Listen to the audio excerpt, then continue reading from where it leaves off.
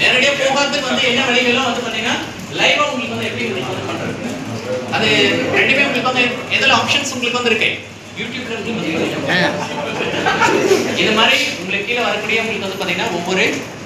society R உங்களுக்கு வந்து பாத்தீங்கன்னா இம்பார்ட்டன்ட் ஈவெண்ட்ஸ் உங்களுக்கு வந்து 2 to 3 மினிட்ஸ் உங்களுக்கு வந்து வர மாதிரி என்ன பண்ணுங்க ஒரு வீடியோ உங்களுக்கு வந்து பாத்தீங்கன்னா எடுத்து அதை நீங்க என்ன பண்ணுங்க சேனல்ல அப்பப்ப நீங்க போஸ்ட் பண்ணுங்க அப்பதான் என்ன ஆகும்